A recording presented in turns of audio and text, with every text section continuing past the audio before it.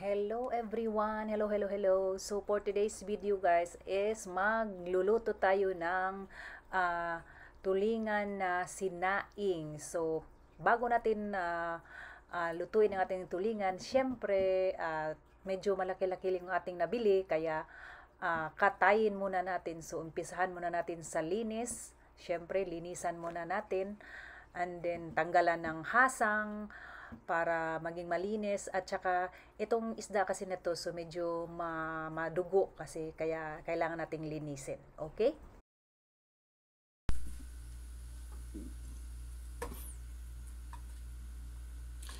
So guys, ito ang unang luto ng ating nabili na isda.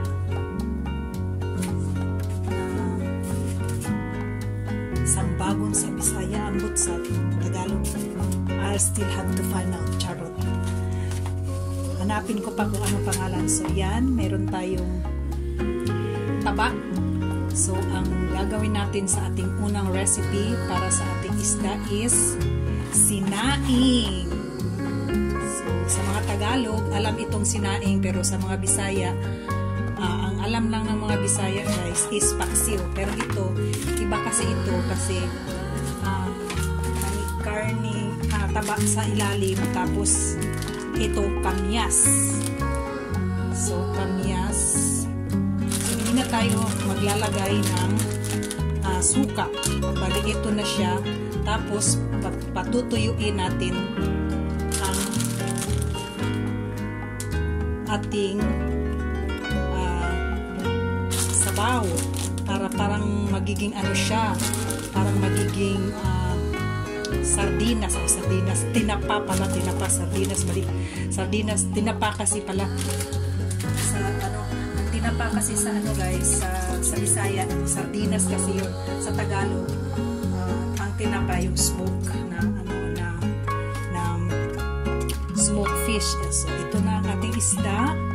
Charan! So ilagay na natin ang ating isda.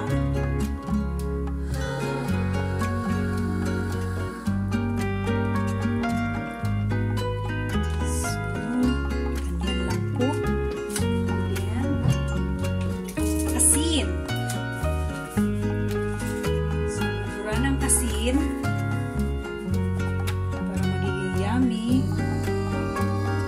So medyo damihan natin kasi marami kasi itong sabaw.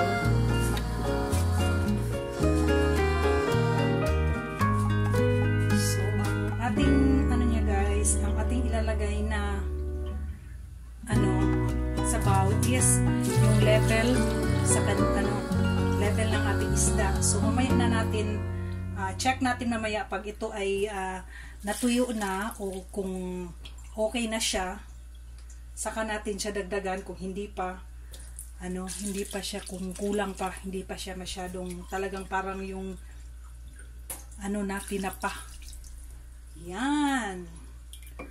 Okay, so yan na po ang ating recipe, ating first recipe sa ating isda. So, okay. So, balikan ko kayo mamaya na pag naluto na siya. At eto na nga tayo. Ayan, kumulo na po ang ating sinaing na tulingan. So, malapit na po tayong makakain. At kailangan lang natin siyang patuyuin or kailangan mag-subside yung sabaw para sumiksik lahat sa ating isda. So, magiging mas masarap siya. At ayan, nangangasim na po ako sa sobrang sarap ng tinitignan ko. So, para magiging talaga siya, tinapa. So, kailangan magiging tuyot siya. So, sa mga Bisaya dyan, huwag kayong malito kung sinabi kong tinapa, kasi ang tinapa, hindi yan tinapa na sa Tagalog na sardinas. Iba po yun. Okay? So, sana na-gets nyo. Gets nyo ba? Okay, balikan nyo kayo mamaya-maya.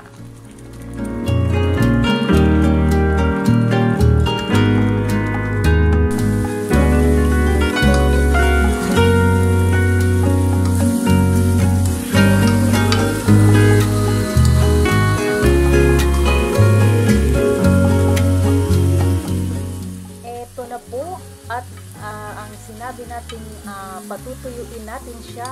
So ayan, makikita nyo naman na tuyong-tuyo na siya at saka ano na siya, mukhang sumiksik na yung lahat ng lasa ng sabaw sa isda. So napakasarap at medyo ano siya, mangintab-ngintab dahil po yan guys sa linagay natin na medyo may taba sa ilalim. So yan po. So yan, kainan na po everyone. So sana nasundan nyo ang aking video na napakasimple po. Sa mga hindi pa po nakapag-subscribe sa aking channel, Tatay Sato po sa Kaisiyahan. And don't forget to click the notification bell para ma-update kayo sa lahat ng aking mga bagong videos. Thank you so much everyone!